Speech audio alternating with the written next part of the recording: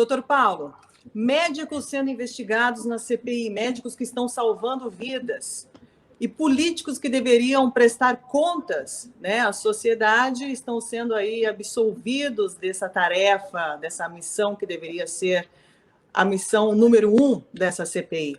Como que você enxerga essa situação hoje? Karina, boa noite a todos aí. Eu vejo isso com... não posso dizer que eu vejo com espanto, porque como se diria aí, como diria um mestre antigo meu, da onde menos se espera é que não sai nada mesmo, né?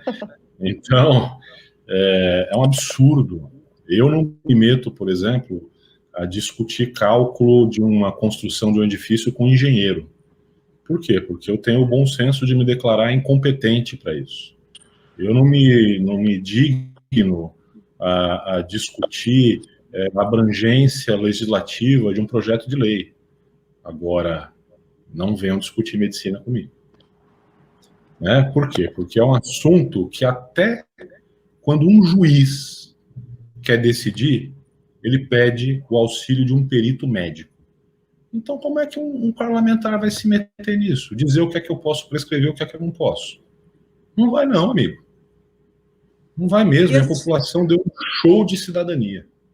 Isso. E a gente está vendo uma bancada, né, de senadores que não são para nada preparados. Eles não têm nenhuma preparação, nem mesmo para fazer perguntas, eles não têm nem mesmo uma preparação técnica, né, para saber do que eles estão falando. Então, a gente está assistindo, diante aos nossos olhos, realmente um circo onde pessoas que não têm uma menor noção do que é a medicina, do que envolve a medicina, o mundo científico, e eles estão ali praticamente colocando os médicos na Inquisição, que são esses médicos que deveriam ter sido ovacionados e não colocados no paredão de fuzilamento, que é o que está acontecendo agora. Doutor Paulo, como é que está a saúde no estado de São Paulo? Pois é, eu vou lhe citar 2 fragmentos dessa comissão parlamentar que me deram vergonha, realmente vergonha. Primeiro, eu ouvi uma declaração pública de ignorância de um certo parlamentar que teve a pachorra de perguntar para a doutora Mayra: a senhora não juntou gente para ir ajudar lá, não? Acho que nem ela acreditou quando ela ouviu aquilo, porque ela virou e falou assim: sim, juntei. Aí ele falou: sim? Ela falou: sim, apenas 347 profissionais.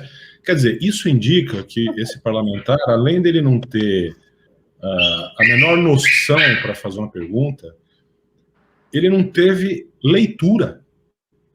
Ele não conseguiu ler os jornais, porque isso foi amplamente divulgado. Então, essa foi uma ocasião que ali eu senti realmente vergonha do nosso parlamento.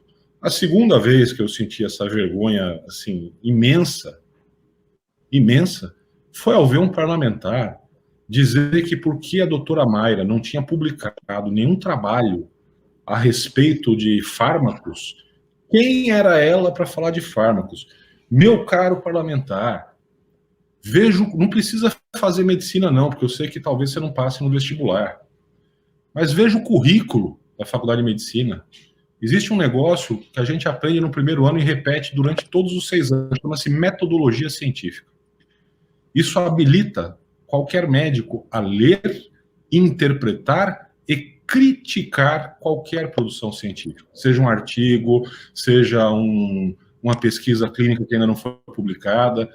E eu ter que ouvir isso de um parlamentar, perguntar, quer dizer, um camarada que, do ponto de vista técnico, médico, é completamente desqualificado, e perguntar para uma médica quem é que ela pensa que ela é para criticar ou para falar de um fármaco, já que ela não tem trabalho publicado. Meu amigo, isso é uma declaração de incompetência muito grande. Aí você veja que aqui em São Paulo, os dados são muito claros. A gente pode discutir por que são assim. Mas o número, é como eu costumo dizer a você, e em todas as outras lives, Karina, o número ele é apolítico. Ele mostra o que ele mostra, goste ou não goste. São Paulo, se fosse um país, seria um dos mais afetados no mundo. Na América Latina, com certeza. Né? O Brasil, sem São Paulo, tem índices muito melhores quando a gente considera proporção de de pacientes, de novos casos, de óbito, etc. Aí pode-se falar, não, veja bem, porque todo mundo que está mal nos outros estados vem para São Paulo. Primeiro, que eu não concordo com isso. Eu acho isso de um reducionismo, que é um argumento metodológico barato, filosófico barato.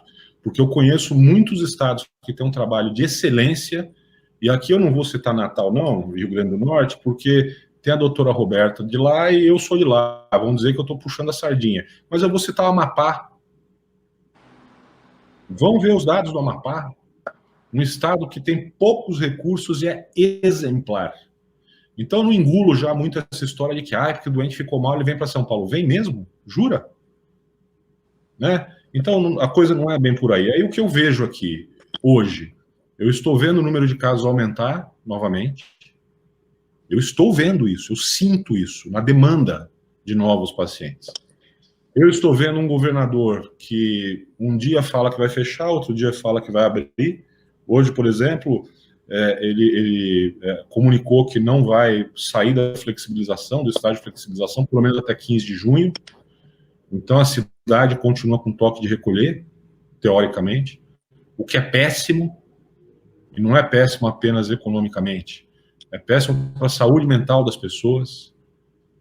Claro.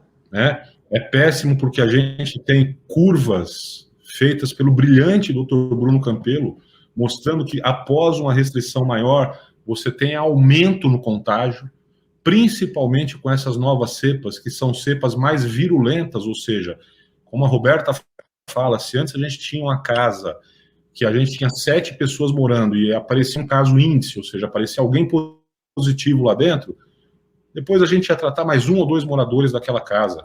Com essas cepas que estão agora, a gente trata os 7. Por quê? Porque você pegou aquelas pessoas, confinou dentro do mesmo espaço. Às vezes eram pessoas que não conviviam, porque o filho saía para trabalhar, chegava quando o avô já estava dormindo e não sei o quê. E não é o que acontece quando se faz uma política de restrição mais severa, não é? Então, você dizer que São Paulo é uma maravilha e não sei o quê, desculpe, hoje, do ponto de vista de combate epidemiológico, a minha visão, posso estar enganado, mas a minha visão é que não é não. Por quê? Nós não temos um sistema de rastreio, de busca ativa, de vigilância epidemiológica, nós não temos um tratamento e acolhimento precoce, imediato, patrocinado pelo Estado, como a gente tem pelo excelente secretário de Saúde de Natal, que é o Dr. Fernando Suassuna. Nós não temos isso aqui em São Paulo. Não temos. E aí as pessoas falam, não, mas São Paulo tem muita vacina. Tem mesmo. Apostou-se no Coronavac, que é uma vacina que hoje, acima de 80 anos, demonstra 28% de eficácia. Desculpe, o placebo é mais eficaz.